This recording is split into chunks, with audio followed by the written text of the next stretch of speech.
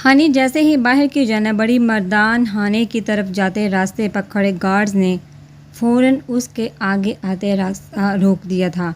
Be B G, اس طرف ابھی کسی بھی خاتون کو جانے کی اجازت نہیں ہے۔ گارڈز سر جھکائے بہت ہی احترام سے بولے۔ ان کی بات پر ہانی کا غصہ مزید بڑھ گیا تھا۔ کیوں نہیں جا سکتی میں؟ تمہاری اس گھٹیا سردار کا گھٹیا فیصلہ مجھے منظور نہیں ہے۔ وہ ذرا سی بات پر کیسے کسی بھی جیتے جاگتے انسان کو اتنی بڑی سزا سنا سکتا ہے؟ ہانی بے خوفی سے اونچی آواز میں چلائی تھی۔ اس کی آواز مردان خانے تک تو نہ پہنچی، مگر اس کے پیچھے کچھ ملازمین حواس باختہ سی باہر آ گئی تھی، جبکہ وہاں کھڑے گارڈز کی شکل سے معلوم ہو رہا تھا کہ وہ کتنی مشکل سے اپنے مالک کی توہین برداشت کر رہے ہیں۔ بی بی جی، خدا کے لیے آپ اندر آ جائیے۔ اگر سردار سائیں نے دیکھ لیا آپ کو یہاں تو وہ بہت غصہ کریں گے۔ ہانی کی ضد پر وہاں موجود ملازمہ اور گارڈز اب اپنی شامت آ جانے کے خیال سے بہت گھبرا چکے تھے،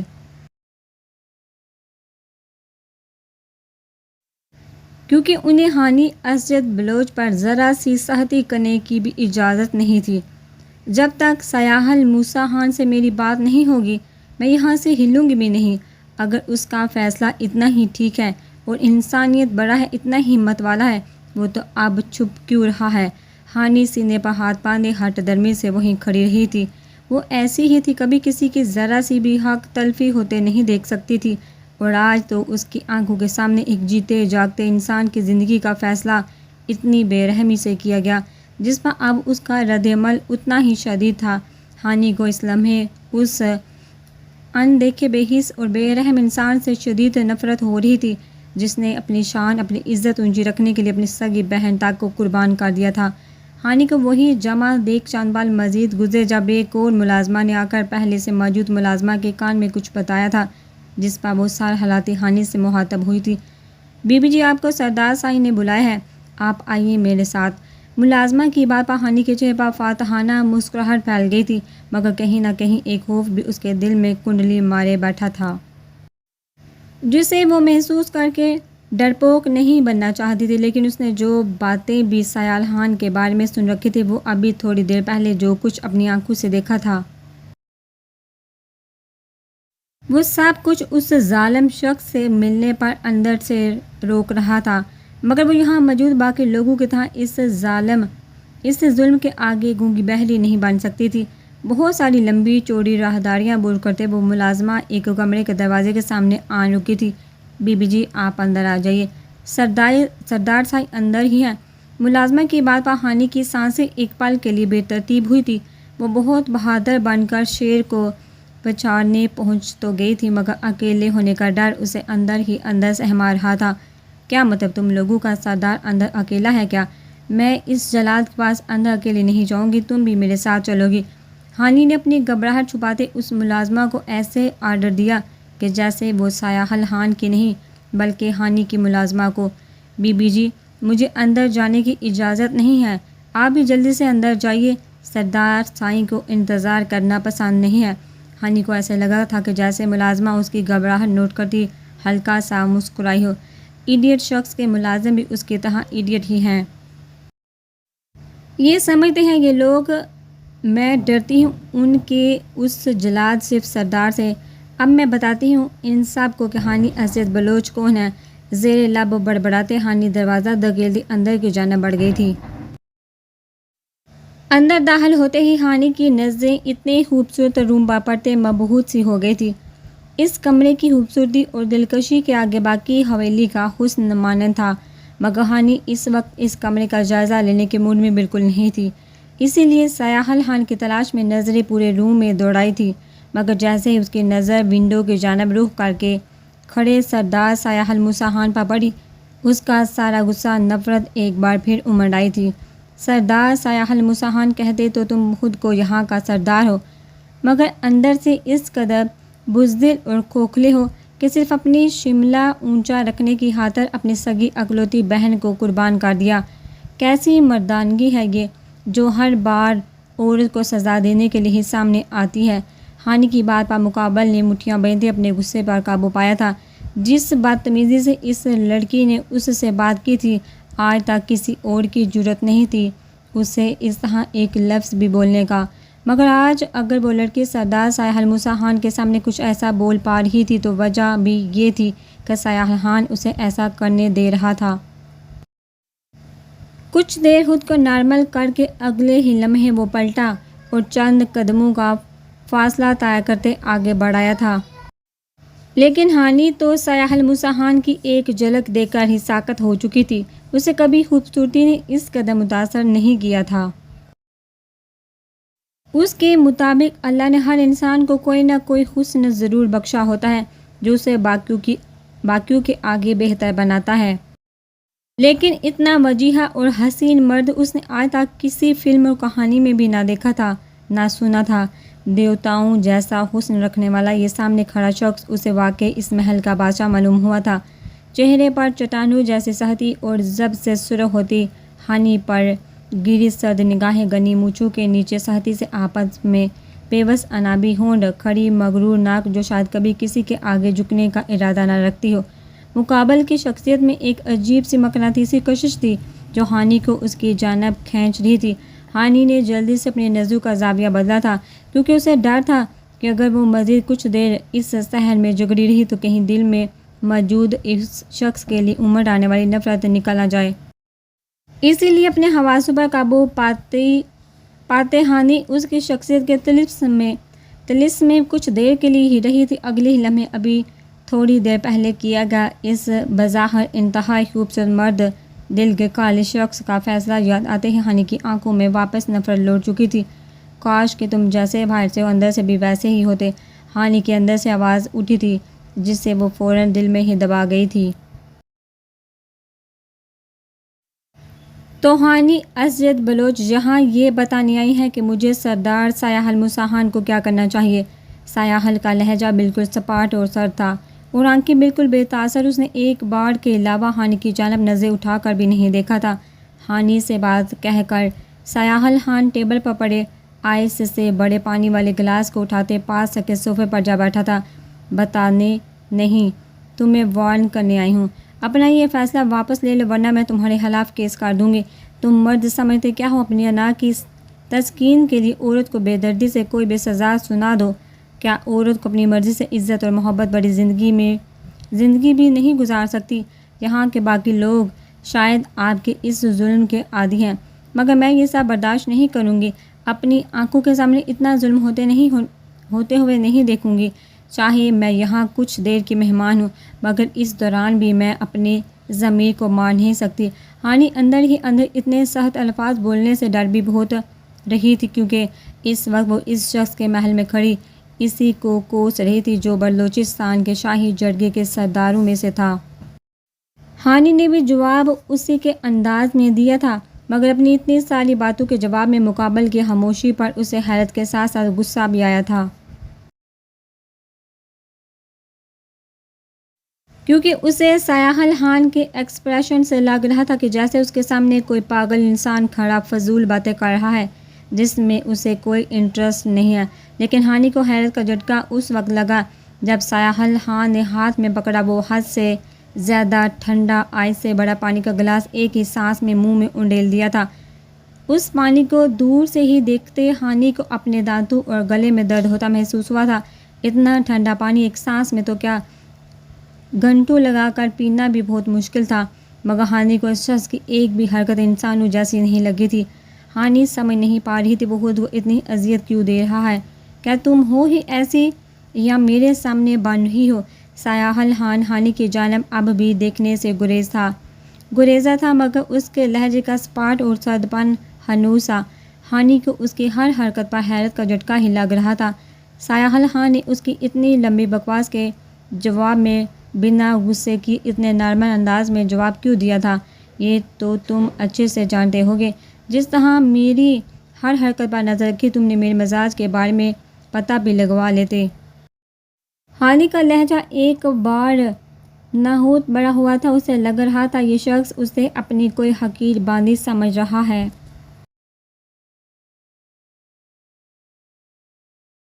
جس کی طرف دیکھنا یا اس کی باتوں کا جواب دینا سیاحل خان اپنی توہین سمجھتا ہے، لیکن وہ اس بات سے ناواقف تھی یا شاید سمجھ نہیں پا رہی تھی کہ اگر ہانی کی جگہ اس کا کوئی ملازم یا باندی ایسی باتیں اور حرکتیں کرتی تو اس وقت اپنے انجام کو پہنچ چکی ہوتی، جس کے بارے میں سایہ حل نے اپنے اگلے الفاظ میں بیان کر ہی دیا تھا۔ میں ظاہر سے واقف ہوں، تبھی تو تمہاری اتنی گستاخیوں کے باوجود تم یہاں کھڑی ہو۔ دوسری بات، میں اپنے کیے گئے فیصلوں کے بارے میں کسی کو بھی جواب دہ نہیں ہوں۔ آج جو حرکت کی ہے، نیکسٹ ٹائم ایسا بولنے سے پہلے سوچنا ضرور، ورنہ انجام کی ذمہ دار تم خود ہوگی۔ مجھے نہیں معلوم تھا کہ میران بلوچ کی بہن اور شہرام بلوچ کی کزن اتنی بیوقوف ہے کہ خود ہی میرے سامنے آنے کی ضد کرنے لگی۔ تم جانتی ہو میرے کمرے میں اس طرح کے لے آنے کا انجام کیا ہو سکتا ہے؟ ایک طرف لگی پینٹنگ پر نظر گاڑے سایہ حل کی کہیں بات ہانی کو بے انتہا خوف میں مبتلا کر گئی تھی۔ تم نہیں جانتی، مگر تمہارے وہ بھائی جانتے ہیں، اسی لیے شہرام بلوچ پچھلے 1.5 گھنٹے سے تمہیں یہاں سے لے جانے کی خاطر میری حویلی کے گیٹ پر موجود ہے۔ اور معراج بلوچ بھی پہلے ہی فلائٹ سے بلوچستان پہنچ چکا ہے، اور پچھلے 15 منٹ سے وہ بھی گیٹ کے باہر کھڑا اپنی لاڈلی بہن کی فکر میں تڑپ رہا ہے۔ کیونکہ تمہاری سیکیورٹی کے لیے بھیجے گئے وہ لالچی لوگ تو میرے آگے پہلے دن ہی بھاگ گئے تھے۔ سایہ حل کے بعد ہانی کے چہرے کا رنگ بدلا تھا۔ اسے اب سچ میں اس شخص سے خوف محسوس ہونے لگا تھا۔ اگر اس کا بھائی پریشانی کے عالم میں باہر کھڑا تھا تو ضرور کوئی بات ہی مجھے جانا ہے یہاں سے۔ ہانی اپنے خوف پر قابو پانے کی ناکام کوشش کرتی دروازے کی جانب بڑھی تھی، مگر اسے لاک دیکھ ہانی کو اپنی سانسیں رکتی محسوس ہوئی تھی۔ یہ کیا بدتمیزی ہے، دروازہ کھلواؤ۔ ہانی کے لہجے کی لڑکھڑاہٹ پر سایہ حل نے اب کی بار نظر اٹھا کر ہانی کی جانب دیکھا تھا، جہاں اپنے حوالے سے اس کے چہرے پر عمر ڈالنے والے خوف پر اس کے ہونٹوں پر ایک تلخ سی مسکراہٹ بکھر گئی تھی۔ چاہتا بھی تو وہ یہی تھا نا، اتنی بھی کیا جلدی ہے سردارنی صاحبہ، ابھی تو آپ کو مجھ سے اور بھی بہت سی باتیں کرنی تھی۔ میرے ملازمین سے اتنی دیر آپ مجھ سے ملنے کی ضد ہی کرتی رہی ہے نا، میں نے تو وہی پوری کی، کیونکہ میری حویلی میں ہانی اسجد بلوچ کی خواہش پوری نہ ہو یہ کیسے گوارا ہے مجھے۔ دروازے کا لاک کھولنے کی ناکام کوشش کرتی ہانی کا ہاتھ سایہ حل کی بات پر ساکت ہوا تھا۔ مجھے ان فضول ناموں سے پکارنا بند کرو، نہیں ہے میرا تم سے اور اس گھر سے کوئی رشتہ، ہانی تیش کے عالم میں چلائی تھی۔ اسی لمحے سایہ حل کا موبائل بجا تھا۔ ہان سائیں، بی بی سائیں ابھی آپ سے ملنا چاہتی ہیں، آپ کے کمرے کے باہر کھڑی ہیں۔ دوسری جانب سایہ حل کی کزن کی بیوی شاہدہ تھی، جو بی بی سائیں کا پیغام پہنچا رہی تھی۔ انہیں کہہ دو ابھی میں مصروف ہوں، کسی سے ملنا اور بات کرنا نہیں چاہتا۔ سایہ حل 2 ٹوک الفاظ میں بات کرتے کال کاٹ گیا تھا۔ جاننا چاہتی ہو یہاں سے آؤ لے لو کیز۔ سایہ حل نے ہاتھ میں پکڑی کیز اوپر کرتے ہانی کو اپنی جانب بلایا تھا۔ کچھ دیر اس کے چہرے سے کوئی مفہوم اخذ کرنے کی ناکام کوشش کرتے ہانی نے نہ چاہتے ہوئے بھی قدم آگے بڑھا دیے تھے، مگر جیسے ہی سایہ حل کے قریب پہنچی ہانی نے ہاتھ بڑھایا۔ اس نے ہانی کا ہاتھ تھام کر ہلکا سا جھٹکا دیتے اپنے قریب صوفے پر گرایا تھا۔ اس اچانک حملے پر ہانی کی سانسیں حلق میں اٹک چکی تھی۔ وہ بے اختیار اس لمحے کو کوسا تھا جب اس نے سایہ حل سے ملنے کی ضد کی تھی۔ کتنی نفرت کرتی ہو مجھ سے؟ سایہ حل نے اپنی مقابل بیٹھی ہانی کے خوف سے زرد ہوتے چہرے پر نظریں گاڑتے اس کی آنکھوں میں جھانکتے سوال کیا تھا، جو وہاں سے اٹھنے کی کوشش کرتے سایہ حل کی سخت گرفت سے اپنا ہاتھ چھڑوانے میں مصروف تھی۔ بے حد بے انتہا نفرت کرتی ہوں میں تم سے۔ اس کے ایک دم آنکھوں میں جھانکنے پر ہانی کا دل بے اختیار دھڑکا تھا، اس لیے وہ نظریں چراتے ابھی کیے جانے والے سایہ حل کے سلوک پر غصے سے بولی، ورنہ ابھی تک اس کا اس شخص سے نہ ہی محبت کا رشتہ تھا اور نہ ہی نفرت کا۔ ہانی کے جھوٹ پر سایہ حل کی سیاہ آنکھیں جیسے مسکرائی تھی۔ سرد آنکھوں کی چند پل کی مسکراہٹ نے جیسے ہانی کو ہپنوٹائز کر دیا تھا۔ اس شخص کا طلسماتی سحر ہانی کو آہستہ آہستہ اپنی لپیٹ میں لے رہا تھا۔ میں چاہتا ہوں تم جا کر اپنے خاندان والوں سے پوچھو مجھ سے نفرت کرنے کی وجہ، تاکہ اگلی بار جب میں تم سے پوچھوں تو تمہیں جھوٹ نہ بولنا پڑے۔ سایہ حل کی بات پر ہانی نے الجھ کر اس کی جانب دیکھا تھا۔ تمہاری ہر الجھن کا جواب تمہارے معزز خاندان کے پاس ہے۔ اب جا سکتی ہو تم، کیونکہ تمہارے خاندان والے تمہاری فکر میں وہاں تڑپ رہے ہیں کہ کہیں میں سایہ حل موسیٰ خان ہانی اسجد بلوچ کو کوئی نقصان نہ پہنچا دوں۔ آخری جملے پر زور دیتے سایہ حل کی آنکھوں میں ہانی کو ہلکی سی اذیت کی جھلک نظر آئی تھی، یا شاید اسے کچھ غلط فہمی ہوئی تھی، وہ سمجھنے سے قاصر تھی۔ ہانی کے چہرے پر ایک بھرپور نظر ڈال کر سایہ الحان اس کا ہاتھ چھوڑتے واپس اجنبی بن چکا تھا، وہی سرد اور سپاٹ انداز۔ سایہ الحان مزید وہاں نہ ٹھہرتے لمبے لمبے ڈگ برتا اسی روم سے ملحقہ ایک اور روم میں داخل ہو گیا تھا، لیکن ہانی پہلے اس کی بات اور اب اس کے ہاتھ میں موجود وہی بریسلٹ دیکھ کر مزید الجھ چکی تھی۔ اس کی کچھ بھی سوچنے سمجھنے کی ساری صلاحیتیں جیسے مفلوج ہو چکی تھی۔ ایسا کیا تھا جو سایہ الموسیٰ سے شدید نفرت کرنے کا سبب بنا تھا؟ تو کیا اس دن ساحل پر اس سے ٹکرانے والا شخص سیاح الموسیٰ تھا؟ کیونکہ سیاحل کے ہاتھ میں موجود وہ بریسلٹ اسی جانب اشارہ کر رہا تھا۔ آخر ایسی کون سی سچائی تھی جو سیاح الحان اس سے اپنے خاندان والوں سے پوچھنے کے لیے کہہ رہا تھا، اور جس کی وجہ سے میران بلوچ اور مہناز بی بی نے اتنے سالوں سے اسے بلوچستان اپنے خاندان والوں کے قریب بھی نہیں آنے دیا تھا؟ ہانی اپنی ہی سوچوں میں الجھی تھی۔ سیاح الموسیٰ کی شاندار حویلی سے نکل آئی تھی۔ اینا کا پوچھنے پر ملازمہ نے اس کا کب سے وہاں سے چلے جانے کا پتہ دیا تھا۔ قدم باہر کی جانب بڑھاتے وہ دل میں ٹھان چکی تھی کہ اس سے اب ہر حال میں ساری سچائی جانی ہے۔ سیاح الحان اسکرین پر نظریں گاڑے ہانی کو میران بلوچ اور شہرام بلوچ کے قریب جاتا دیکھ رہا تھا، جو بہت ہی فکر مندی اور پریشانی سے تڑپ کر ہانی کی جانب بڑھے تھے۔ سیاح الحان ان کے انداز پر قہقہ لگائے بنا نہیں رہ سکا تھا۔ یہ سمجھتے ہیں سردار سیاح الموسیٰ ہانی اسجد بلوچ کو نقصان پہنچائے گا۔ زیر لب اپنے الفاظ دوبارہ دہراتے اب کی بار سیاح الحان کے لب مسکرائے تھے۔ سیکیورٹی کے تحت حویلی کے ہر کونے پر CCTV کیمراز نصب تھے۔ اس وقت سیاح الحان کے پاس گیٹ کے بیرونی طرف لگے کیمرے کی فوٹیج اوپن تھی، جب ایک بار پھر اس کا موبائل بجنے لگا تھا۔ سکرین پر جگمگاتا نمبر دیکھ سیاح الحان نے گہری سانسیں لیتے فون کان سے لگایا تھا۔ سائیں، یہ آپ ٹھیک نہیں کر رہے۔ سلام دعا کے بعد اسپیکر پر مقابل کا شکوہ ابھرا تھا۔ میں نے تو بہت سارے غلط کام کیے ہیں، مگر آپ کا اشارہ کس جانب ہے میں سمجھ نہیں پایا۔ سیاح الحان سمجھتے ہوئے بھی جیسے انجان بنا تھا۔ سائیں، آپ نے آج جان بوجھ کر جرگہ اسی ٹائم بٹھایا تاکہ ہانی عزیز بلوچ بھی سب کچھ سنے اور دیکھے اور آپ سے نفرت کرے۔ سیاحل کی نظریں میران کا ہاتھ تھامے گاڑی میں بیٹھتی ہانی پر جمی ہوئی تھی۔ جب آپ کو سب معلوم ہے تو مجھ سے سوال کرنے کا مطلب؟ سیاح الحان نے سکرین پر نظریں گاڑے تصدیق کی تھی۔ گستاخی معاف سائیں، مگر آپ ٹھیک نہیں کر رہے۔ یہ سب کر کے آپ خود کو تکلیف پہنچا رہے ہیں، اور ہم سب آپ کو تکلیف میں نہیں دے سکتے، چاہے اس کے لیے ہمیں اپنی جان بھی قربان کرنی پڑے۔ سائیں، خدا کے لیے مجھے اپنے حکم سے آزاد کر دیں۔ مقابل کے لہجے میں سیاح الحان کے لیے بے پناہ عقیدت اور محبت تھی۔ آپ نے غلط کہا، میں خود کو تکلیف نہیں پہنچا رہا بلکہ آگے آنے والی بہت بڑی تکلیف سے بچنے کی کوشش کر رہا ہوں، اور اگر میرے خلاف جا کر آپ کو کچھ بھی کرنا ہے، آپ کی مرضی۔ میں نے نہ پہلے آپ پر کبھی کوئی دباؤ ڈالا ہے اور نہ اب ڈالوں گا۔ سیاح الحان نے اپنی بات کہتے کال کاٹ دی تھی۔ ہانی میران بلوچ اور شہرام بلوچ کے ساتھ تربت میں واقع اپنے آبائی حویلی کی جانب روانہ ہو چکی تھی، جس پر ہانی کو کافی حیرت بھی ہوئی تھی کہ آج تک اس کو ہمیشہ جہاں آنے سے روکنے والا اس کا بھائی خود ہی اسے وہاں لے کر جا رہا تھا، لیکن کہیں نہ کہیں اسے یہ بھی فیل ہو رہا تھا کہ شاید اسے بلوچستان نہ آنے دینے کی وجہ سیاح الحان ہی تھا، اور اب جب اس سے ہی ملنا، اس سے ہی آمنا سامنا ہو چکا تھا تو میران نے اسے اپنے خاندان سے ملوانے کا فیصلہ بھی کر لیا تھا۔ ہوش سنبھالنے کے بعد آج وہ پہلی دفعہ وہاں قدم رکھنے والی تھی۔ سیاح الموسیٰ کی حویلی سے نکل کر اس نے ان دونوں کو اپنے لیے بہت ہی پریشان اور فکر مند پایا تھا، لیکن ہانی اپنے اندر کے ہر الجھن اور بے چینی پر قابو پاتے ان سے بہت سے بشاشت سے ملی تھی، اور یقین دلایا تھا کہ خان حویلی میں اس سے بہت اچھا سلوک کیا گیا ہے۔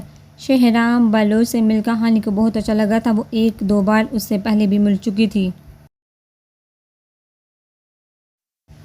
جب وہ میران سے ملنے ان کے گھر آیا تھا، شہرام ہانی سے کچھ دیر بات کرنے کے بعد خاموش ہو چکا تھا۔ ہانی نے نوٹ کیا تھا کہ شہرام بلوچ کی آنکھیں حد سے زیادہ سرخ اور سوجی ہوئی تھی،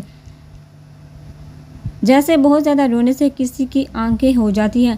مگر شہرام بلوچ کیوں رویا ہوگا اتنا؟ شاید اس سے کوئی الرجی ہو یا کوئی اور پرابلم ہو۔ ہانی، تم بھی نہ کچھ بھی سوچ لیتی ہو۔ ہانی اپنی سوچوں پر خود کو کوستے سر جھٹک گئی تھی، لیکن اس نے پچھلی 2 ملاقاتوں میں شہرام بلوچ کو کافی خوش مزاج ہی پایا تھا۔ آج وہ اس کے بالکل برعکس لگ رہا تھا۔ گرے قمیض شلوار میں ملبوس، کندھوں پر کریم کلر کی شال ڈالے، وہ ڈرائیور کے ساتھ فرنٹ سیٹ پر براجمان تھا، جبکہ ہانی و میران بیک سیٹ پر تھے۔ اینا کو میران واپس کراچی کی جانب بھیج چکا تھا۔ ان کی گاڑی کے آگے پیچھے گارڈز کی گاڑیاں تھیں۔ میران بلوچ ہانی سے بات کر کے کافی حد تک مطمئن ہو چکا تھا کہ سردار سیاح موسیٰ خان نے اسے کوئی نقصان نہیں پہنچایا، لیکن وہ اس سب میں بھی سیاح خان کی کوئی پلاننگ سمجھ رہا تھا۔ کافی دیر کے سفر کے بعد وہ آخرکار اپنی منزل پر پہنچ چکے تھے۔ بلوچ حویلی بھی اپنی پوری شان و شوکت سے زمین پر وسیع رقبے پر پھیلی ہوئی تھی۔ بڑا سرسبز پھول اور گھاس سے سجا خوبصورت لان، آتے جاتے ملازمین کی ویسی ہی بھیڑ۔ یہ حویلی بھی خوبصورتی میں اپنی مثال ایک تھی، مگر بلوچ حویلی اپنے تمام تر چارم کے باوجود حسین پہاڑوں اور سبزے کے درمیان گری سردار سیاح موسیٰ خان کی شاندار حویلی کا مقابلہ نہیں کر پا رہی تھی۔ ہانی نے میران بلوچ اور شہرام بلوچ کے درمیان میں چلتے حویلی کے بڑے سے ڈرائنگ روم میں قدم رکھا تھا، جہاں گھر کے تمام خواتین کے ساتھ ساتھ آغا جان اور خاندان کے باقی کچھ مرد حضرات بھی موجود تھے، جن میں سے ہانی ابھی کسی سے واقف نہیں تھی۔ ہانی کا وہاں بہت ہی والہانہ استقبال کیا گیا تھا۔ سب لوگ اسے بہت محبت اور گرم جوشی سے ملے تھے۔ ہانی ابھی اپنی فیملی کی خواتین میں سے کسی کو بھی بائے فیس نہیں جانتی تھی، مگر اسے وہ سب بہت اچھی لگی تھی۔ کسی نے بلوچی لباس زیب تن کیا رکھا تھا اور کسی نے سادہ قمیض شلوار۔ ہانی کو آغا جان اپنی باہوں کے حصار میں لیے صوفے پر براجمان تھے۔ ہانی کی دوسری طرف میران بلوچ بیٹھا تھا اور سامنے اس کے چچا اور ان کے بیٹے براجمان تھے۔ ہانی نے نوٹ کیا تھا کہ خواتین میں سے کوئی بھی مردوں کے ساتھ صوفے پر نہیں بیٹھی تھی، لیکن گھر کے مرد ان سے بہت عزت سے بات کر رہے تھے، جو ہانی کو بہت اچھا لگا تھا۔ میرے بچے کو خان حویلی میں کسی نے کوئی تکلیف تو نہیں پہنچائی یا کچھ برا بھلا تو نہیں بولا؟ اگر کسی نے ذرا سی بھی میری بیٹی کی توہین کی ہے تو نام بتاؤ، میں چھوڑوں گا نہیں اسے۔ آغا جان ہانی کو اپنے ساتھ لگائے محبت اور فکر سے بولے تھے۔ ہانی کو آغا جان بہت اچھے لگے تھے، جو کچھ ہی دیر میں اسے اپنے دل کے بہت قریب محسوس ہوئے۔ اسے دکھ ہوا تھا کہ وہ اتنا ٹائم ان سب سے دور کیوں رہی، ضد کر کے جہاں کیوں نہیں آ گئی تھی۔ سب لوگ اتنے اچھے تھے اور ان سب کے اتنے مضبوط حصار کے پیچھے سیاح خان کی جرأت کہاں تھی کہ اسے ہاتھ بھی لگائے۔ اسے لگ رہا تھا کہ سیاح موسیٰ خان واقعی ایک بزدل انسان ہے، جس نے اسے بغیر نقصان پہنچائے اپنی برائی کی وجہ سے نہیں، بلکہ ہانی کے خاندان والوں کے ڈر سے چھوڑا تھا۔ نہیں آغا جان، ان میں اتنی ہمت نہیں تھی کہ مجھے کچھ کہیں، بلکہ میں ان سب کے بہت اچھے سے طبیعت صاف کر کے آئی ہوں۔ انہیں بتا کر آئی ہوں کہ میں بلوچ خاندان کی بیٹی ہوں، ان سے ڈرنے والی بالکل نہیں۔ ہانی کی بات پر وہاں موجود تمام نفوس کے ہونٹوں پر مسکراہٹ پھیل گئی تھی، جیسے ہانی نے کوئی جوک سنایا ہو، مگر آغا جان کی تربیت کرتی نظروں کی وجہ سے وہ سب اپنے تاثرات چھپا گئے تھے، جو موبائل میں بزی ہونے کی وجہ سے سیاح خان بھی دیکھ نہیں پایا تھا۔ ہانی نے اب جا کر شہرام کی غیر موجودگی نوٹ کی تھی، جو اس کے ساتھ اندر آنے کے بعد وہاں سب کے ساتھ ایک منٹ بھی نہیں بیٹھا تھا۔ میری پوتی واقعی بہت بہادر اور عقل مند ہے، آغا جان ہانی کی پیشانی چومتے بولے۔ آغا جان، میرا ان سب سے تعارف تو کروا دیں، میں ان میں سے کسی کو بھی نہیں جانتی۔ ہانی کی بات پر آغا جان نے مسکرا کر سر ہلاتے اس کا سب سے تعارف کروانا شروع کیا تھا۔ آغا جان یعنی ذوالفقار بلوچ کے 3 بیٹے اور 1 بیٹی تھی۔ سب سے بڑے بیٹے ارشد بلوچ تھے، جن کی شادی اپنی خالازاد بشریٰ بیگم سے ہوئی تھی۔ ان کی 3 اولادیں تھیں، ارباز بلوچ، شہرام بلوچ اور سمیہ بلوچ۔ دوسرے نمبر پر اسجد بلوچ تھے، جن کی شادی چچا زاد مہرین بیگم سے ہوئی تھی۔ اسجد بلوچ کا ایک بیٹا میران بلوچ اور بیٹی ہانی بلوچ تھی، لیکن سالوں پہلے حادثے کی وجہ سے پہلے اسجد بلوچ اور پھر میران بلوچ اپنے پیاروں کو روتا چھوڑ اس جہاں فانی سے کوچ کر گئے تھے۔ تیسرا نمبر فضیلہ بلوچ کا تھا، جن کا بیاہ ماموں زاد فرقان بلوچ سے ہوا تھا۔ جمشید بلوچ سب سے چھوٹے تھے، جن کی شادی چچا زاد زمرہ بلوچ سے ہوئی تھی۔ ان کے 2 بیٹے اور 2 بیٹیاں تھیں، اسد بلوچ، مہوش بلوچ، احمر بلوچ اور پلوش شاہ بلوچ۔ وہ سب ایک ہی حویلی میں وہاں کے رسم و رواج کے مطابق مل جل کر رہ رہے تھے۔ آغا جان نے ایک ایک کر کے ہانی کو سب کے بارے میں بتایا تھا۔ ہانی مہناز بی بی سے اپنے خاندان والوں کے بارے کبھی معلومات لیتی رہتی تھی، مگر آج یہ جان کر اسے بہت زیادہ خوشی ہو رہی تھی، اس کے اتنے سارے کزنز تھے۔ آغا ہوا جانے کچھ دیر مزید بات کرنے کے بعد ہانی کو اس کے سیٹ کروائے گئے روم میں آرام کرنے کے لیے بھیج دیا تھا۔ مہران پہلے ہی کی کوئی امپورٹنٹ کال آ جانے کی وجہ سے اٹھ کر جا چکا تھا۔ ادی یہ آپ کا کمرہ ہے اور یہ دونوں ہر وقت آپ کی خدمت کے لیے موجود رہیں گی، لیکن اگر پھر بھی کسی چیز کی ضرورت ہو تو میں حاضر ہوں، سومیا ہانی کے ساتھ اس کے کمرے میں داخل ہوتے بولی، اور ساتھ ہی پیچھے موجود سر جھکا کر کھڑی دونوں ملازمہ کی طرف اشارہ کیا تھا۔ ارے نہیں، اس سب کی کوئی ضرورت نہیں ہے، میں اپنا ہر کام اپنے ہاتھوں سے کرنے کی عادی ہوں، یہ ہر وقت میرے ساتھ رہ کر کیا کریں گی، یہ بھی انسان ہے، ان کی بھی لائف ہے۔ ہانی کو ان دونوں کا جھکا سر اور بندے ہاتھ دیکھ کر بہت برا فیل ہوا تھا، جبکہ اس کے بعد ایک ملازمہ نے بے حد حیرانگی کے عالم میں جھٹکے سے سر اٹھایا تھا۔ پہلی بار اپنے لیے ایسا کوئی جملہ انہوں نے اپنے لیے کسی کے منہ سے سنا تھا، لیکن سومیا کی سخت گولی پر وہ واپس سر جھکا گئی تھی۔ ادی یہ ان کا یہی کام ہے، آپ ان کی فکر مت کریں، آغا جان کا سختی سے حکم ہے کہ آپ کو کسی طرح کی بھی پریشانی نہ ہو اور ان کو بالکل بھی اچھا نہیں لگے گا۔ اگر آپ ان کی وجہ سے ڈسٹرب ہونے کی وجہ سے کہہ رہی ہیں تو یہ بلا ضرورت آپ کے کمرے میں نہیں آئیں گی، باہر ہی کھڑی رہیں گی۔ سومیا کی ضد پر آخرکار ہانی نے ہار مان ہی لی تھی۔ وہ ذہنی اور جسمانی طور پر کافی زیادہ تھکی ہوئی تھی، تھوڑا ریسٹ چاہتی تھی، لیکن ہانی کو سومیا کا ملازمین کے اتنا حقارت آمیز انداز بالکل بھی پسند نہیں آیا تھا۔ اس کے مطابق ملازمین سے تو باقی لوگوں سے بھی زیادہ عزت سے پیش آنا چاہیے، کیونکہ یہی لوگ ہر وقت آپ کے قریب موجود ہوتے ہیں، آپ کی خدمت کرتے ہیں، آپ کا خیال رکھتے ہیں، لیکن بہت سے لوگ چند پیسے دے کر سمجھتے ہیں کہ انہوں نے ان لوگوں کو خرید لیا ہے اور اب انہوں نے ساری زندگی جانوروں کے ساتھ اپنے مالکوں کی خدمت میں صرف کرنی ہے۔ وہ انہیں ہر جگہ چھوٹی سے چھوٹی بات پر بے عزت کرتے یہ بھول جاتے ہیں کہ وہ بھی ان جیسی ہی اوپر والے کی بنائی ہوئی مخلوق ہیں۔ مگر ہانی اس وقت کسی قسم کی بحث کے موڈ میں نہیں تھی۔ وہ جانتی تھی وہ اتنی جلدی ان کی سوچ نہیں بدل سکتی، اسی لیے سومیا کی بات پر خاموشی سے سر ہلاتے فریش ہونے کے لیے واش روم کی جانب بڑھ گئی تھی۔ ارے آپ لوگ ابھی تک ایسے ہی کیوں کھڑی ہو، بیٹھ جاؤ۔ واش روم سے نکل کر ان کے ایسے ہی سر جھکائے کھڑے دیکھ ہانی جلدی سے بولی، جس پر وہ فوراً حکم کی تکمیل کرتی فرش پر بچھے کارپیٹ پر بیٹھ گئی تھی۔ ارے یہ کیا کر رہی ہو آپ لوگ، اوپر بیٹھیے پلیز۔ ہانی ان کے نیچے بیٹھنے پر شرمندہ سی ہوئی تھی۔ بی بی جی ہمیں اوپر بیٹھنے کا حکم نہیں، ہماری جگہ تو آپ کے قدموں میں ہے، ان میں سے ایک ملازمہ کارپیٹ سے اٹھتی سر جھکائے بولی۔ واٹ نان سینس، یہ کیا بات ہوئی، باقی سب کے جو بھی رولز ہیں، مگر پلیز میرے سامنے یہ سب نہیں ہوگا، آپ دونوں کو اب میرے ساتھ رہنا ہے تو میرے رولز فالو کرنے پڑیں گے، اور میرے سامنے آپ لوگ نیچے بالکل بھی نہیں بیٹھیں گے۔ ہانی اتنا تو سمجھ گئی تھی کہ وہ لوگ جس ماحول کا حصہ تھی، اتنی جلدی ان کو اس سے نکالنا بہت مشکل تھا، اس لیے وہ انہی کے انداز میں انہیں آرڈر دیتی بولی، جس پر وہ اس بات میں سر ہلا گئی تھی۔ نام کیا ہے تم دونوں کا؟ ہانی مرر کے سامنے کھڑی بال ڈرائر سے خشک کر کے اب خود پر سپرے کر رہی تھی، جب اس نے ان میں سے ایک ملازمہ کو کناروں سے اپنی جانب دیکھتے مسکراتے ہوئے پوچھا تھا۔ اسے ڈری سہمی سی وہ دونوں لڑکیاں بہت پیاری لگی تھی، جو عمر میں اس کی قریب ہی تھی۔ میرا نام مینل ہے بی بی جی، اور اس کا نام نورا ہے۔ بلوچی لباس میں ملبوس بڑے سے دوپٹے میں خود کو چھپائے، جس کے پلو سے انہوں نے اپنے چہرے کا بھی آدھا حصہ کور کر رکھا تھا۔ ان دونوں کے چہرے سے معلوم ہوتا تھا کہ انہیں اپنی نئی مالکن بہت پسند آئی ہے، جو نرم مزاج ہونے کے ساتھ ساتھ بہت ہی حسین بھی تھی۔ بہت پیارے نام ہے تم دونوں کو، بالکل تمہارے جیسے، جہاں کوئی مرد موجود نہیں، ریلیکس ہو جاؤ۔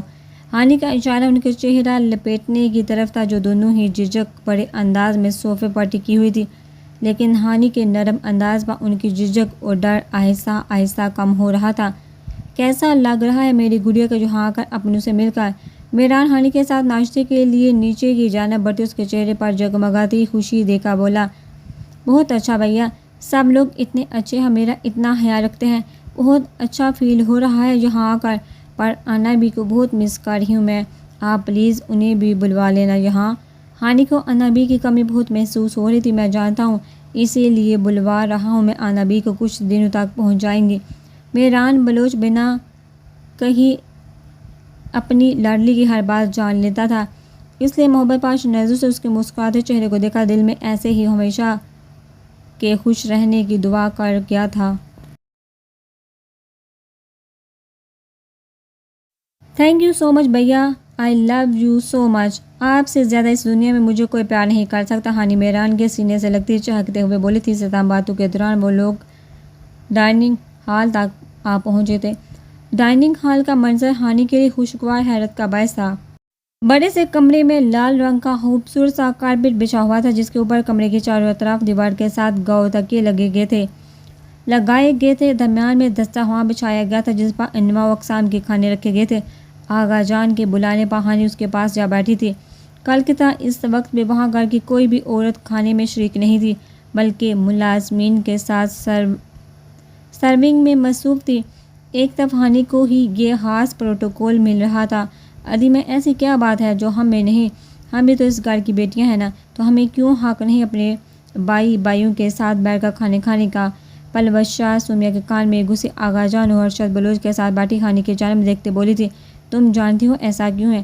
ادی ہانی کو یہ پروٹوکول صرف اس گھر کی بیٹی ہونے کی وجہ سے نہیں مل رہا, اس کی وجہ کچھ اور ہے. سومیا کا لہجہ بے لچک تھا. ادی کتنی خوش نصیب ہے نا. پلوشا رش کو بڑے لہجے میں ہانی کی جانب دیکھتے بولی. پتہ نہیں خوش نصیب ہے یا بد نصیب. سومیا کی بات پر پلوشا نے سوالیہ انداز میں اس کی جانب دیکھا تھا لیکن سومیا مسکرا کر بات کو ٹالتی کندھے اچکا گئی تھی.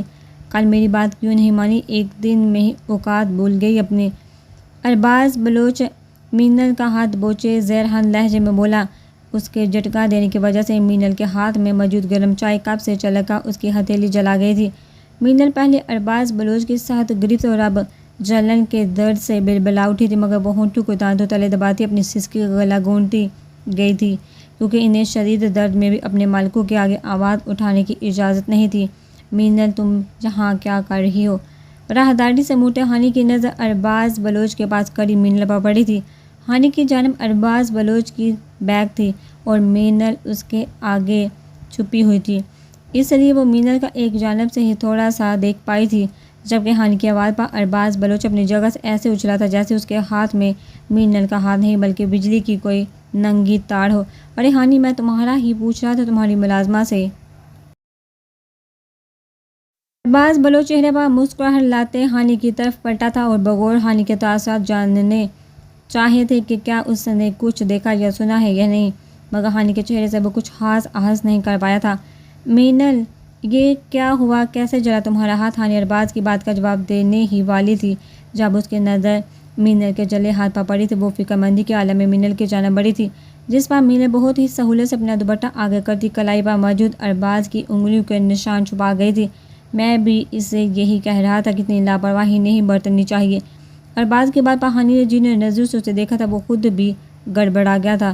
شاید ہانی کی نظر مینل کی کلائی پر پڑ چکی تھی. مینل چلو روم میں, تمہیں فرسٹ ایڈ کی ضرورت ہے. ارباز بھائی میں آپ سے بعد میں بات کرتی ہوں. ہانی بہت مشکل سے مصنوعی مسکراہٹ ہونٹوں پر لا کر کہتی. مینل کولی آگے بڑھ گئی تھی. آج زنانِ ہانی میں بہت رونق لگی ہوئی تھی کیونکہ آج کافی دنوں کے بعد سردار سیاح موسیٰ خان نے وہاں اپنے سب گھر والوں کے ساتھ رات کا کھانا کھایا تھا جو کچھ مصروفیات کی وجہ سے وہ ایک مہینے سے اپنے خاندان والوں کو ٹائم نہیں دے پا رہا تھا. بی بی سائی نے سیاحل کی پسند کے علاوہ نہ جانے کتنی ہی ڈشز بنوا ڈالی تھی. ڈنر کا انتہائی شاندار پیمانے پر اہتمام کیا گیا تھا. ادی بہت ڈر لگ رہا ہے مجھے. ادا سائی بہت ناراض ہوں گے نا مجھ سے. سمنت کو جب سے سیاحل کے ساتھ ڈنر کرنے کا پتہ چلا تھا وہ اسی طرح کی گھبراہٹ اور پریشانی کا شکار تھی. نگار, ادی کے غلط کام میں ان کا ساتھ دے کر جو حرکت تم نے کی ہے تمہیں کیا لگتا ہے وہ اتنی آسانی سے معاف ہو جائے گی؟ ادا سائی کے غصے سے واقف تو ہو تم. ابھی تک انہوں نے تمہیں کچھ نہیں کہا. خیر مناؤ اس بات پر. ایمن اسے آنے والے وقت کی سنگینی کے بارے میں آگاہ کرتی کچن کی جانب بڑھ گئی تھی جبکہ نگار کو یاد کرتے بہت سارے آنسو اس کی آنکھوں سے ٹوٹ کر گال پر پھسل گئے تھے. سمجھ جانتی تھی اس نے سیاحل خان کو ہرٹ کر کے بہت غلط کیا تھا مگر نگار کو سیاحل کے اس کی غلطی سے بڑی سزا دیے جانے پر وہ اس سے دل ہی دل میں بہت زیادہ خوفزدہ ہونے کے ساتھ ساتھ خفا بھی تھی. اس نے نگار کا ساتھ یہی سوچ کر دیا تھا کہ اگر نگار پکڑی بھی گئی تو سیاحل خان اپنی لاڈلی بہن کو کچھ نہیں ہونے دے گا مگر وہ شاید یہ بھول چکی تھی کہ مقابل بھی سیاحل خان تھا جو دھوکہ کبھی برداشت نہیں کر سکتا تھا. خان حویلی میں سردار سیاحل موسیٰ خان اپنے پورے خاندان کے ساتھ مقیم تھا. وہ نہ صرف اپنے علاقے کا سردار تھا بلکہ بلوچستان کے شاہی جرگے کے سرداروں میں بھی پہلے نمبر پر تھا اور یہی پوزیشن ہمیشہ سے بلوچ خاندان کے مردوں کو کھٹکتی آئی تھی. دونوں خاندانوں کی شروع سے چلی آنے والی دشمنی کی ایک یہی وجہ نہیں تھی، بلکہ وہ بھی کئی بڑی وجوہات تھی۔ بی بی سائیں یعنی کہ کشور بیگم کی 5 اولادیں تھیں۔ شوہر عباس خان تو بہت پہلے ہی انہیں چھوڑ کر جا چکے تھے، اور ساتھ ہی ان کے سب سے بڑے بیٹے موسیٰ خان کی بھی کچھ سالوں پہلے ڈیتھ ہو چکی تھی، جن کی بیوی حسنہ، بڑا بیٹا سیاحل موسیٰ خان اور بیٹی نگار موسیٰ خان تھی۔ دوسرا نمبر رضیہ بیگم کا تھا، جن کی شادی شہاب بلوچ سے ہو رکھی تھی۔ شہاب بلوچ ذوالفقار بلوچ کے بھتیجے تھے، لیکن عرصہ دراز سے ان کی آپس میں دشمنی چلی آ رہی تھی۔ شہباز بلوچ اور ان کے والد کے خان حویلی والوں کے ساتھ تعلقات بہت اچھے تھے، جن کو مزید مضبوط کرنے کے لیے انہوں نے اپنی بیٹی کی شادی بھی وہاں کر دی تھی، مگر کچھ عرصے بعد شہباز بلوچ نے ثابت کر دیا تھا کہ وہ بھی بلوچ خاندان کا حصہ ہے۔ اس نے ذوالفقار بلوچ کے خاندان کے ساتھ اپنے تعلقات بالکل ٹھیک کر لیے تھے، جس کی وجہ سے خان حویلی والوں کا وہاں آنا جانا بہت کم ہو چکا تھا۔ رضیہ بیگم کی 2 بیٹیاں اور ایک بیٹا تھا، رومینہ، رومیسہ اور عمیر۔ موسیٰ خان سے چھوٹے فرمان خان تھے، جن کی شادی اپنی سیکنڈ کزن حمیرہ بیگم سے ہوئی تھی۔ ان کے 3 بچے تھے، جواد، شہزاد اور سمن۔ چوتھا نمبر تانیہ بیگم کا تھا، جو شادی کے 7 سال بعد بیوہ ہو کر حویلی واپس لوٹ آئی تھی۔ ان کا ایک بیٹا فیصل اور بیٹی شمسہ تھی۔ سب سے آخر پر اجمل خان تھے، جن کے 2 بیٹے اور 2 بیٹیاں تھیں، نمیر، ایمن، فخر اور کرن، اور پوری فیملی ایک ہی چھت کے نیچے کافی خوشحال زندگی بسر کر رہی تھی، جن میں شاہی خاندان ہونے کی وجہ سے اکثر اوقات دکھ اور خوشی کی فضا گرم رہتی تھی۔ عباس خان کی ڈیتھ کے بعد موسیٰ خان گدی نشین ہوئے تھے، اور روایت کے مطابق ان کی ڈیتھ کے بعد سیاحل خان وہ عہدہ سنبھال چکا تھا۔ نگار کو سنائی جانے والی سزا کے بعد خان حویلی کے زنانہ خانے میں ایک سوگوار سی فضا چل رہی تھی۔ آج تک کبھی کسی کی جرأت نہیں تھی کہ سردار کے فیصلے کو غلط ٹھہرا سکے، اس لیے بغاوت ان میں بالکل بھی نہیں تھی۔ وہ سب جانتی تھی کہ نگار خان کی غلطی بہت بڑی تھی، مگر نگار خان کو ملنے والی اتنی سنگین سزا پر ان سب کے دل اشک بار تھے۔ میں نہیں چاہتی میرے پوتے کے سامنے تم لوگوں میں سے کوئی بھی آنسو بہا کر یا ایسا سوجا ہوا منہ لا کر اسے ذرا سا بھی پریشان کر۔ اس کے آنے میں تھوڑا سا وقت رہ گیا، تم سب لوگ اپنا منہ ٹھیکا لو۔ بی بی سائیں کے کرتیبروں سے دیے آرڈر پر سب خواتین نے فوراً اسباب میں سر ہلایا تھا، جبکہ حسنہ بیگم نے دکھ بھری نظروں سے ان کی جانب دیکھا تھا، جو نگار کی جانب سے اس قدر کٹھور سا دل ہو چکی تھی کہ جیسے وہ ان کی سگی پوتی نہ ہو بلکہ کوئی دشمن کی اولاد ہو۔ سب کیسا ہوا؟ اور وہ ارباز بھائی تمہارے پاس کھڑے تمہیں کیا کہہ رہے تھے؟ سب ٹھیک تھا نا؟ تم اتنی ڈری ہوئی کیوں لگ رہی تھی، اور یہ تمہاری کلائی پر انگلیوں کے نشان کیسے ہیں؟ ہانی مینر کے زخم پر کریم لگاتے کھوتی ہوئی نظروں سے اس کے جانب دیکھتے ہوئے بولی، جس پر مینر ذرا سا گڑبڑائی تھی۔ نہیں بی بی جی، ایسا کچھ نہیں، ارباز سائیں نے تو صرف آپ کا پوچھنے کے لیے روکا تھا۔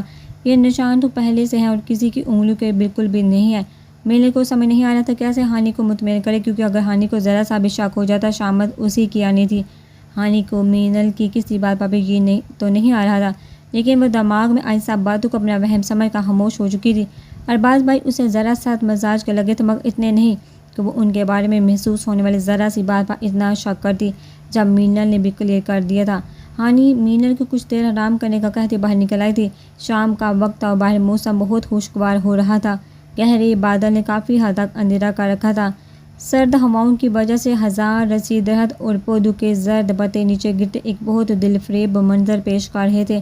ہانی بارش اور ایسے موسموں کی دیوانی تھی، اس لیے وہ بنا کسی بات کی پرواہ کیے یہاں بھی باہر لان میں نکل آئی تھی۔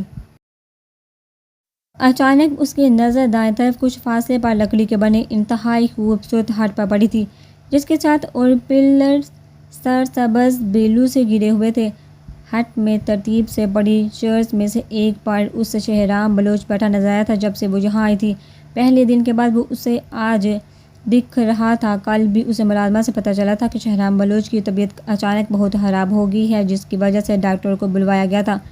ہانی اس کے آرام کے خیال سے کل نہیں گئی تھی اس کے پاس، مگر آج جانے کا ارادہ رکھتی تھی، لیکن ابھی ٹھنڈ میں اسے ایسے ہی بیٹھے دیکھ ہانی فکر مندی سے اس کی جانب آئی تھی، جو ارد گرد کے ماحول سے بے پرواہ کرسی کی پشت سے سر ٹکائے آنکھیں موندے ہوئے تھا۔ شہرام آپ ٹھیک ہیں؟ ہانی کو وہ بکھرے بال اور زرد چہرہ لیے صدیوں کا بیمار لگ رہا تھا۔ ہانی کی آواز پر وہ چونک کر آنکھیں کھلتی سیدھا ہوا تھا۔ جی میں بالکل ٹھیک ہوں، آپ پلیز بیٹھیے نا۔ شہرام بہت مشکل سے مروتاً مسکرایا تھا۔ مجھے پتہ چلا کل آپ کی طبیعت بہت زیادہ خراب ہے، آپ کو اس ٹھنڈ میں نہیں بیٹھنا چاہیے، آپ کی طبیعت مزید خراب ہو سکتی ہے۔ ہانی کی فکر مند لہجے پر شہرام بلوچ کی عزیز بڑی مسکراہٹ چہرے پر بکھری تھی۔ یہ معمولی سا بخار میرا کچھ نہیں بگاڑ سکتا، بہت ڈھیٹ ہوں میں۔ اندر میرا دم گھٹ رہا تھا، اسی لیے باہر آ گیا۔ ہانی نے ناسمجھی سے شہرام کی جانب دیکھا تھا، اسے لگا تھا جیسے شہرام بہت تکلیف میں ہے، اگر اندر کی گھٹن بھر جائے تو اسے باہر نکال دینا چاہیے۔ آپ مجھ پر ٹرسٹ کر سکتے ہیں۔ ہانی کو شہرام بلوچ وہاں کے باقی مردوں سے کافی مختلف اور اچھا لگا تھا، اسی لیے وہ اس کی حالت دیکھ نرمی سے بولی۔ شہرام نے ہانی کی بات پر ایک نظر اسے بے حد حسین اور صاف دل لڑکی پر نظر ڈالی تھی، جو کسی کی بھی توجہ اپنی جانب کھینچنے کا ہنر جانتی تھی، لیکن اس وقت اس کے مقابل ٹوٹا بکھرا شہرام بلوچ تھا، جس سے اس کے جینے کی وجہ چھین لی گئی تھی۔ میں جانتا ہوں میں آپ پر ٹرسٹ کر سکتا ہوں، لیکن کہیں میرا بتایا گیا سچ آپ کے لیے پریشانی کا باعث نہ بن جائے۔ شہرام کی آنکھوں میں ہلکورے لیتا دکھ ہانی کو مزید الجھن میں مبتلا کر رہا تھا۔ یہاں پر انسان کے ہاتھوں میں اس کے لیے اتنی پہیلیاں کیوں تھیں؟ جب سے وہ یہاں آئی تھی پہلے خان حویلی کے لوگ اور اب یہاں کوئی اسے سیدھے بات کیوں نہیں بتاتا تھا؟ میرے ظاہر پر مت جائے گا، بہت مضبوط ہے ہانی اسجد بلوچ، بہت سے راز اپنے دل میں دفن کرنے کا ہنر جانتی ہوں۔ ہانی کے جتاتے انداز پر شہرام بلوچ کے ہونٹوں کو مسکراہٹ نے چھوا تھا۔ بہت اچھی بات ہے ہانی اسجد بلوچ کو بہت مضبوط ہونا چاہیے، کیونکہ جس شخص سے آپ کا پالا پڑنے والا ہے وہ بہت مشکل اور سنگ دل انسان ہے۔ کہ ہانی اسجد بلوچ پوری زندگی اس پتھر سے سر ٹکرا کر خود کو لہو لہانیاں کر دے۔ شہرام بلوچ کا لہجہ سیاحل موسیٰ خان کے ذکر پر کھردرا سا ہوا تھا۔ یہاں اس شخص کا کیا ذکر، اور میں کیوں کسی بھی فضول انسان کے لیے اپنی زندگی خراب کروں؟ ہانی کا موڈ یکدم خراب ہوا تھا، اس کے چہرے سے صاف ظاہر تھا اسے شہرام کی بات بالکل بہت بری لگی تھی، کیونکہ مجھ سے جو بات آپ نے پوچھی ہے وہ اسی شخص سے جڑی ہے، میری اذیت کی وجہ بھی وہی شخص ہے۔ ہانی کی حیرت میں مزید اضافہ ہوا تھا۔ یہ سیاحل موسیٰ خان کا کام دوسروں پر ظلم ڈالنے کچھ اور دکھ پہنچانے کے علاوہ کچھ نہیں تھا کیا؟ میں جس لڑکی سے بے انتہا محبت کرتا تھا، جو کچھ ہی وقت میں میری زندگی کی سب سے بڑی خوشی بن چکی تھی، اس سردار سیاحل موسیٰ خان نے اس معصوم کو بہت بے دردی سے مجھ سے چھین لیا۔ بات کرنے کے دوران شہرام بلوچ جیسے لمبے چوڑے مضبوط انسان کی آنکھوں سے کئی آنسو ٹوٹ کر گرے تھے، جو اس کے دل چیرتے دکھ کی گواہی دے رہے تھے۔ ہانی نے جھٹکے سے سر اٹھا کر شہرام کی جانب دیکھا تھا، مگر اس کے عزیز بڑے چہرے کو دیکھا اسی لمحے سیاحل موسیٰ خان سے شدید نفرت محسوس ہو رہی تھی۔ ہانی کی آنکھیں بھی اس بات پر ایک بار پھر نم ہو چکی تھی، جب اچانک اس کے دماغ میں جمکا ہوا تھا۔ شہرام جس کی بات کر رہا تو کیا وہ لڑکی سیاحل کی بہن نگار تھی، جس کے بارے میں اس نے خود جرگے میں اسے شفاق انسان کا فیصلہ سنا تھا، اور اسی دن ہی تو اس نے شہرام کی روئی سرخ آنکھیں دیکھی تھی۔ وہ لڑکی نگار موسیٰ خان تھی نا؟ میں اس وقت خان حویلی میں ہی تھی جب اس گھٹیا شخص نے وہ ظلم ڈھایا تھا۔ ہانی نے شہرام کی اٹھتی حیرت بڑی نظریں سوالیہ نظروں پر جلدی سے وضاحت دی تھی، جس پر شہرام صرف سر ہلا کر رہ گیا تھا۔ مگر ایسا کیوں ہے؟ اس شخص کو فرضی خدا بنا کر کیوں سب نے سر پر بٹھا رکھا ہے؟ اس کا ہر فیصلہ سب لوگ کیوں چپ چاپ مان لیتے ہیں؟ اسے کس نے حق دیا ہے ایسے ہی کسی کی بھی زندگی چھین لینے کا؟ آپ تو لڑ سکتے تھے نا اس ظلم کے خلاف اس سے؟ یہ کیسی محبت ہے آپ کی؟ آپ نے اتنی آسانی سے کیسے اپنی محبت کو کسی کے غلط فیصلے کی بین چڑھنے دیا؟ ہانی کو اس دن کی بات یاد آتے ایک بار پھر سیاحل خان پر بہت غصہ آیا تھا، جس کی لپیٹ میں اس نے شہرام کو بھی لیا تھا۔ اسی دوران دو ملازمین آ کر ان کے سامنے چائے کی ٹرے اور باقی لوازمات رکھنے لگی تھی۔ ہانی کی بات پر شہرام کا سر ندامت سے مزید جھک گیا تھا۔ یہی بات تو اسے سکون نہیں لینے دے رہی تھی کہ کاش وہ نگار کو بچا پاتا، کاش وہ اتنا بے بس نہ ہوتا، سیاحل خان کے سامنے ڈٹ کر کھڑا ہو جاتا۔ نہیں لڑ سکتا اس شخص سے کوئی، بہت پاورفل ہے وہ، اسے ٹکرانا، اسے توڑنا بہت مشکل ہے۔ اپنے ارد گرد بہت مضبوط ہول چڑھا رکھا ہے اس نے، اگر کسی نے بھی اس کے سامنے آنے کی کوشش کی آگے سے، سیاحل خان نے اسے ایسا جواب دیا کہ دوبارہ وہ اس کے سامنے کھڑے ہونے کے قابل نہیں رہا۔ مگر مجھے تو میری اپنی غلطی نے مارا ہے۔ شہرام کے لہجے میں اس کا دکھ بول رہا تھا، لیکن کچھ تو ایسا ہوگا جو اسے توڑ سکتا ہوگا، جو سردار سیاحل موسیٰ خان کو ہرا سکتا ہو۔ ہانی کی بات پر شہرام نے پر اسرار سی مسکراہٹ اس کی جانب دیکھا تھا۔ ہے کوئی؟ بالکل ہے۔ ہے ایک انسان جو سیاحلحان کا غرور اس کی طاقت توڑ سکتا ہے، مگر سیاحلحان بہت شاطر ہے، کبھی اس انسان کو اپنے قریب آنے دینا نہیں چاہتا۔ شہرام بلوچ نے بات ابھی ختم ہی کی تھی جب اس کا موبائل روشن ہوا تھا، جس پر جگمگاتا نام دیکھا۔ ہانی کی نگاہیں ساکت ہوئی تھی۔ اس نے سوالیہ نظروں سے شہرام کی جانب دیکھا تھا۔ یہ آپ کو فون کیوں کر رہا ہے؟ ہانی نے مشکوک نظروں سے شہرام کی جانب دیکھا تھا، جس پر شہرام نے لا علمی سے کندھے اچکاتے فون آن کیا تھا۔ شہرام بلوچ، مجھے یاد کر رہے تھے تم؟ تو سوچا کیوں نہ میں تمہیں کال ہی کر لوں۔ بہت حیرت ہو رہی ہے مجھے، ابھی تک یہ بلوچ حویلی والوں نے اس حویلی کی نئی فرد کے دل میں میری نفرت پیدا نہیں کی، اور تم جس شخص کو میں ایسا کرنے والا آخری انسان سمجھ رہا تھا، شروعات اسی کی طرف سے کی گئی۔ مجھ سے کسی قسم کا بدلہ لینے کی پلاننگ تو نہیں کر رہے؟ ساحل موسیٰ کی ہمیشہ کی طرح سرد لہجے میں کہی بات پر شہرام نے غصے سے پہلو بدلا تھا۔ ساحل کی یہی بات اسے سب سے زیادہ بری لگتی تھی، جس کی پہنچ ہر طرف تھی۔ اس نے بلوچ حویلی میں بھی اپنے آدمی چھوڑ رکھے تھے، کئی بار تمام ملازمین سے پوچھ گچھ کی گئی تھی، ان کی پوری تلاشی لی گئی تھی، لیکن کبھی کوئی ایسا مشکوک شخص برآمد نہیں کیا گیا تھا۔ ابھی بھی ان دونوں کی گفتگو کے دوران کئی ملازم وہاں سے کام کے لیے آ جا رہے تھے، جن پر اپنی باتوں میں ان دونوں نے دھیان نہیں دیا تھا۔ فون کیوں کیا ہے مجھے؟ شہرام اسی وقت اس کے منہ لگنے کے موڈ میں بالکل بھی نہیں تھا۔ ہانی کی نظر شہرام پر ٹکی ہوئی تھی۔ تمہیں یہ بتانے کے لیے کہ تمہارے خاندان والے جو ایک بار پھر میرے قتل کا منصوبہ بنا رہے ہیں، اس بار ایسا کرنے کا سوچیے بھی مت، کیونکہ مجھے نقصان پہنچانا ان کو خواب ہی رہے گا۔ لیکن اس بار اگر ایسی کوئی بھی ناکام کوشش کی انہوں نے، تو اس کے بدلے جنازہ بلوچ حویلی سے اس خاندان کے کسی فرد کا اٹھے گا۔ ساحل کا کاردار لہجے میں وارن کرتا فون بند کر گیا تھا۔ کیا کہا اس نے؟ ہانی شہرام کے چہرے پر ابھرنے والی پریشانی کے تاثرات دیکھ جلدی سے بولی۔ نہیں کچھ نہیں، مجھے ایک ضروری کام ہے، میں بعد میں ملتا ہوں آپ سے۔ شہرام عجلت سے وہاں سے نکل گیا تھا۔ ضرور یہ شخص پھر سے کچھ الٹا سیدھا کرنے والا ہے۔ آخر اس نے ایسا کیا بولا کہ شہرام اتنا پریشان ہو گیا؟ مجھے پتہ لگوانا ہوگا۔ ڈرتے ہوں گے باقی لوگ اس سے، مگر میں نہیں۔ ہانی کچھ سوچتے اپنے روم کی جانب بڑھ گئی تھی، لیکن آغا جان کے روم کے سامنے سے گزرتے کھلے دروازے سے جو ادھوری بات ہانی کے کانوں میں پڑی تھی، ہانی اگلا قدم بھی اٹھا نہیں پائی تھی۔ ساحل نے شہرام کو دھمکی دی ہے؟ ہانی صرف ارباز کے غصے میں دہرائی گئی آدھی بات ہی سن پائی تھی، اور شدید غصے میں آتے اپنے روم کی طرف واک آؤٹ کر گئی تھی۔ اس نے سوچ لیا تھا اسے اب کیا کرنا ہے۔ روم میں آ کر دروازہ لاک کرتی وہ بیڈ پر آ بیٹھی تھی۔ ساحل کا نمبر کال لاگ سے ڈھونڈ کر ڈائل کر کے فون کان لگاتے اس کا دل زور سے دھڑکا تھا۔ جب وہ اس کے بارے میں کچھ زیادہ نہیں جانتی تھی تو اسے نہ جانے کیا کیا بول آئی تھی، مگر اب شہرام کی باتیں سن کر نہ چاہتے ہوئے بھی اسے محتاط ہونا پڑا تھا۔ وہ نہیں چاہتی تھی اس کھر دماغ شخص سے بات کر کے وہ ٹھیک کر رہی ہے یا نہیں، مگر اس وقت وہ بہت غصے میں تھی۔ سردار ساحل موسیٰ اسپیکنگ۔ کال اٹینڈ کرتے ہی ساحل کے سحر بکھیرتی گمبھیر آواز اسپیکر پر ابھری تھی۔ ہانی کی سانسیں ایک پل کے لیے مدھم ہوئی تھی۔ موبائل پکڑا اس کا ہاتھ نہ جانے کیوں ہولے ہولے کپ کپانے لگا تھا۔ اسے سمجھ نہیں آ رہا تھا کہ بات کا آغاز کہاں سے کرے۔ جو باتیں شہرام نے اسے بتائی تھی وہ سوچتے وہ ساحل کو کچھ بھی سخت الفاظ کہنے سے پہلے سوچ میں پڑ گئی تھی۔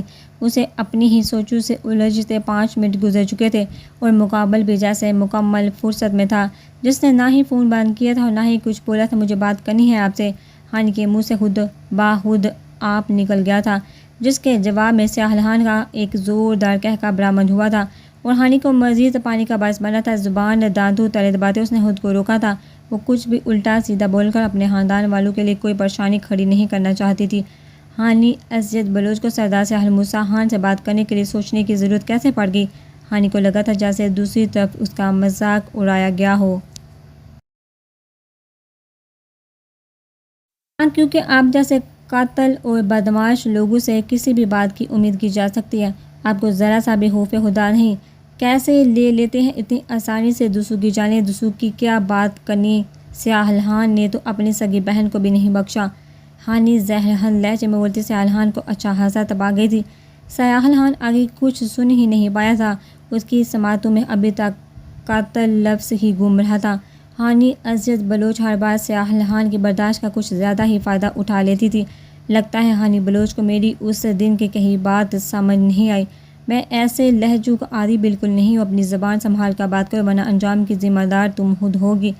ہانی جان بوجھ کر اسے غصہ دلا رہی تھی اور اس کا اچھا خاصا موڈ صرف ایک لفظ سے غارت کر چکی تھی۔ ابھی شاید وہ ٹھیک سے سمجھ نہیں تھی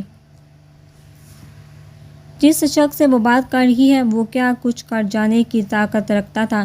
مجھے دھمکی دینے کی کوشش مت کرنا سیاحان، کیا مطلب ہے تمہارے اس ورنے کا؟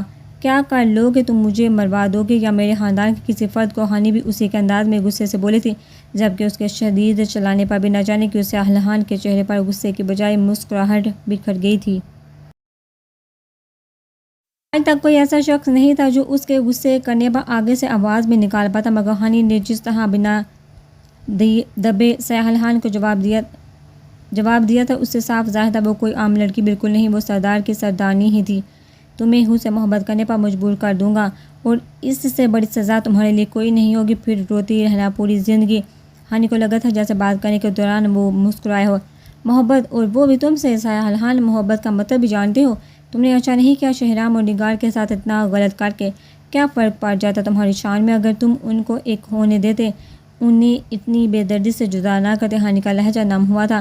سردار سیاحل موسیٰ خان کسی کے آگے اپنے کسی بھی عمل کے لیے جواب دہ نہیں ہے۔ سیاحل نے اپنی پہلے کہی بات ایک بار پھر دہرائی تھی۔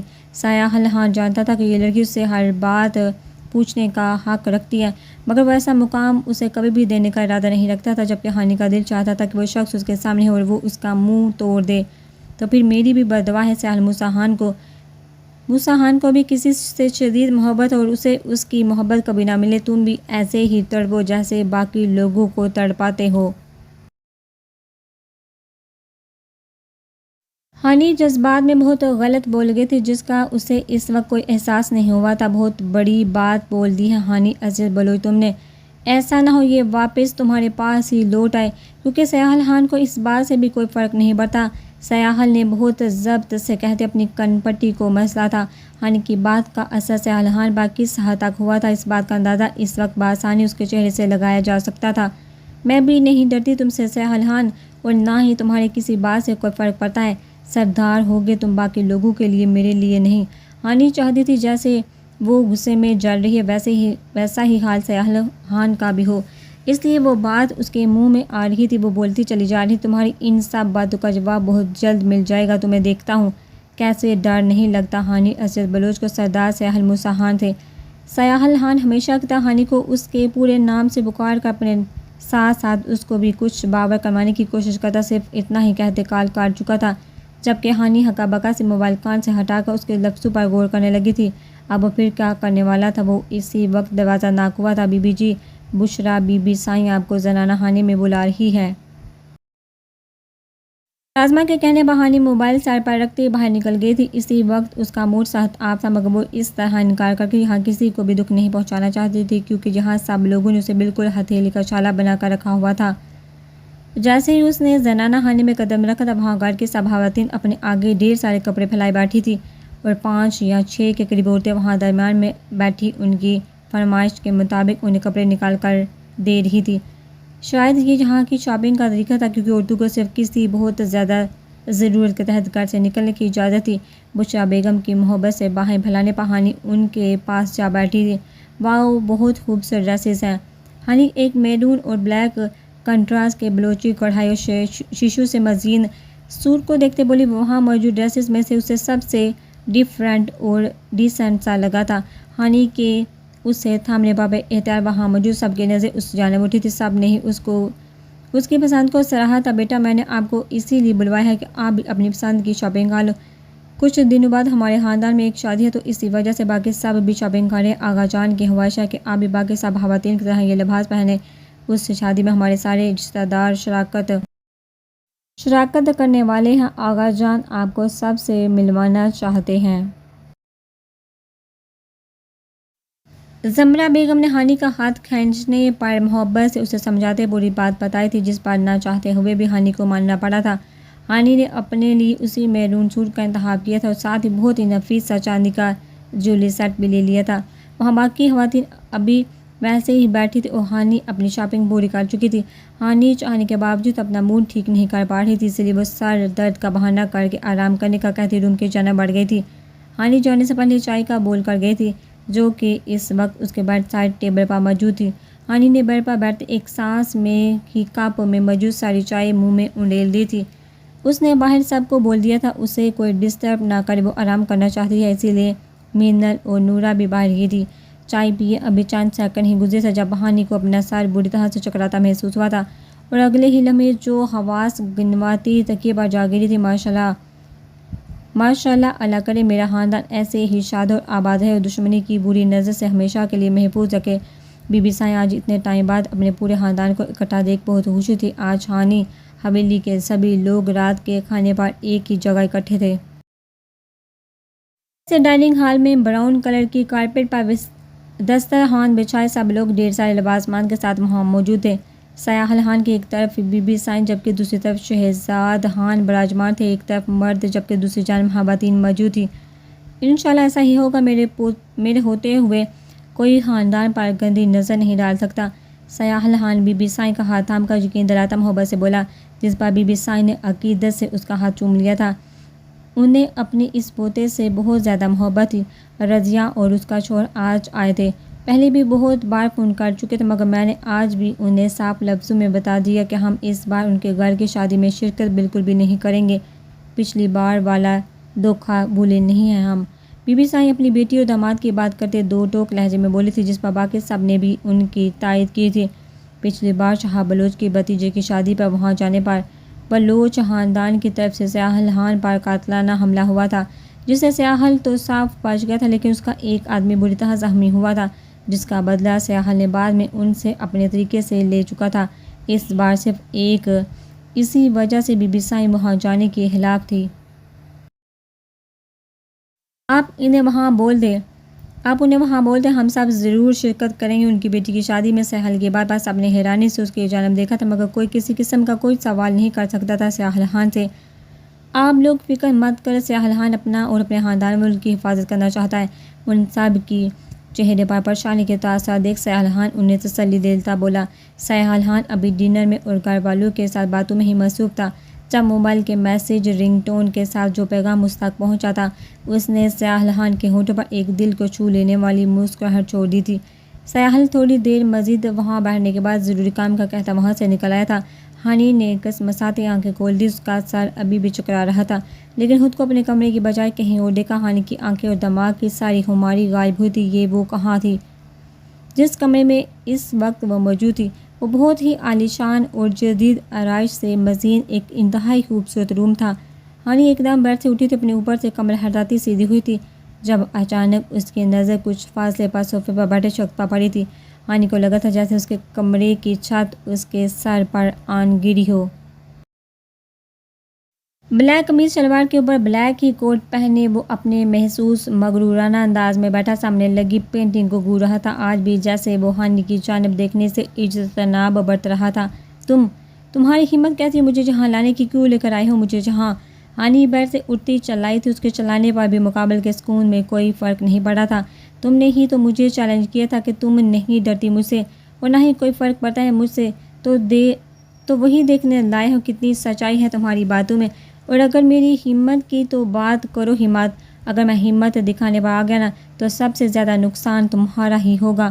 سیاحل نے صرف ایک نظر ہی ہانی پر ڈالی تھی اور جیسے اسے ایک نظر میں ہانی کا حسین سراپا اس کی آنکھوں میں قید ہو چکا تھا۔ میں اب بھی کہہ رہی ہوں نہیں ڈرتی میں تم سے، جیسے ہی میرے گھر والوں کو تمہاری اس حرکت کا پتہ چلے گا وہ تمہیں چھوڑیں گے نہیں۔ ہانی کو اس وجیہہ شخص کا شاہانہ انداز ایک آنکھ نہیں بھا رہا تھا، جبکہ اس کی بار بار سیاحل کے چہرے پر ایسی مسکراہٹ آئی تھی جیسے کسی معصوم بچے نے کوئی بچگانہ سی بات کر دی ہو۔ کبھی بھی کسی انسان سے کوئی امید نہیں رکھنی چاہیے اور بلوچ خاندان یا اس کے کسی ایک بھی فرد سے تو بالکل بھی نہیں۔ ایسی جگہ آ کر مارتے ہیں کہ انسان دوبارہ کسی پر اعتبار کرنے کے قابل نہیں رہتا۔ وہ تو ابھی تک یہ بھی نہیں جانتے کہ تم اپنے روم میں موجود ہو بھی یا نہیں، تمہیں ڈھونڈنا تو بہت دور کی بات ہے۔ ویسے تم میں بھی انہی کا خون ہے نا، انہی دھوکے بازوں میں سے ایک ہونا۔ سیاحل کے ہر لفظ میں شدید نفرت اور انتقام بڑھا ہوا تھا لیکن ہانی اس کے الفاظ پر اتنے غصے میں آ گئی تھی کہ اس کے لہجے پر غور ہی نہیں کر پاتی۔ تم میری سوچ سے بھی بڑھ کر گھٹیا انسان ہو، دھوکے باز ہم نہیں تم ہو۔ تم کیسے تم کیسے بھلا کسی بار بھی الزام لگا سکتے ہو جس نے اپنے اپنے غرور میں اپنی سگی بہن کو بھی نہیں چھوڑا؟ تو میں یا میرا خاندان بہت پیچھے آتے ہیں۔ ہانی کی بات ابھی ختم نہیں ہوئی تھی لیکن سیاحل خان کا ضبط جواب دے گیا تھا۔ وہ ایک ہی جھٹکے سے صوفے سے اٹھتا ہانی کی جانب بڑھا تھا۔ ہانی اس کے جارحانہ انداز میں ڈر کے مارے 2 قدم پیچھے ہٹی تھی۔ تمہیں میں نے وارن کیا تھا دوبارہ کبھی مجھ سے ایسے بات نہیں کرنا۔ میں واقعی تمہاری سوچ سے بھی کہیں زیادہ گھٹیا ہوں۔ جانتی بھی ہو اس وقت تمہارے ساتھ کیا کر سکتا ہوں۔ ہر بار بخشش نہیں مل سکتی تمہیں۔ سیاحل شعلے برساتی نظریں ہانی پر گاڑے زہرہن لہجے میں بولا تھا۔ ہانی اس وقت لائٹ فیروزی قمیض شلوار میں ملبوس دوپٹے کو سر کندھوں پر پھیلائے بالکل سادہ سے حلیے میں بھی بہت پرکشش اور پاکیزگی کا پیکر لگ رہی تھی۔ اس کے ناک میں سجی نوز پن کا نگ شائن کرتا جیسے ساری توجہ اپنی جانب کھینچنے کا متمنی تھا، مگر سیاحل اس کے جادو میں کسی صورت نہیں آنا چاہتا تھا، اسی لیے اس نے خود کو ان لمحوں میں بالکل بے حس کر لیا تھا۔ وہ اس لڑکی کی آنکھوں میں اپنے لیے خوف، ڈر اور شدید نفرت دیکھنا چاہتا تھا جو پچھلی بار کی طرح اس بار بھی اسے ذرا سا بھی نظر نہیں آئے تھے۔ سیاحل کی سیاہ آنکھیں ہانی کو ایک بار پھر اپنے طلسماتی حصار میں جگرتی محسوس ہوئی تھی۔ اسے اس سحر انگیز شوق سے ایک دم خوف سا محسوس ہوا تھا۔ وہ اس سے شدید نفرت کرنا چاہتی تھی مگر جب بھی وہ اس کے سامنے آتا تھا وہ اس کی جانب ایک نفرت بڑی نگاہ بھی نہیں اٹھا پاتی تھی۔ سیاحل ایک بار پھر قدم آگے بڑھانے پر ہانی اسی کے سحر میں جگڑی پیچھے ہٹی تھی، لیکن بے دہانی میں اس کا پیر کارپیٹ سے الجھا تھا۔ اس سے ڈس بیلنس ہو کر لڑکھڑا کر گرتے دیکھ کر بھی سیاحل خان ہنوز کھڑا رہا تھا جیسے اسے پرواہ ہی نہیں تھی کہ وہ گرے یا باڑ میں جائے۔ ہانی نے خود کو سنبھالنا چاہا تھا مگر پیروں میں ہیل ہونے کی وجہ سے وہ خود کو سنبھال ہی نہیں پائی تھی۔ اور اس سے پہلے کہ وہ لڑکھڑا کر بری طرح زمین بوس ہوتی اس نے اپنے مقابل بے حس بنے کھڑے سیاحل خان کے کوٹ کو سینے سے سختی سے دبوچ لیا تھا اور اپنا سارا وزن اس پر ڈالتے خود کو گرنے سے بچا لیا تھا۔ جیسے ہی ہانی کی سانسیں بحال ہوئی اسے احساس ہوا تھا کہ بے اختیاری میں وہ اس بے مروت انسان کے اتنے قریب ہو کر اسے سہارا لے چکی ہے۔ ہانی دل ہی دل میں خود پر ڈھیر ساری لعنت پیتی غصے میں سیاحل خان کو بری طرح سے دور جھٹکتی پیچھے ہٹتی تھی، مگر پہلے کی طرح وہ ایک دم بھی اپنی جگہ سے نہ ہلا تھا۔ یہ شروع سے عادت ہے تم لوگوں کے، پہلے خود ہی کسی کے قریب آ کر اس سے مدد مانگتے ہو اور پھر اپنا کام پورا ہونے پر اسے دھتکار دیتے ہو، اسی لیے تم جیسو کو خود سے دور رکھنا ہی بہتر ہے۔ سیاحل نے ہانی کی حرکت پر طنز کرتے اپنے کوٹ کے عین اسی جگہ سے رومال کی مدد سے ان دیکھی گرد ہٹائی تھی جیسے ابھی کچھ دیر پہلے کسی اچھوت نے چھوا ہو اس جگہ کو۔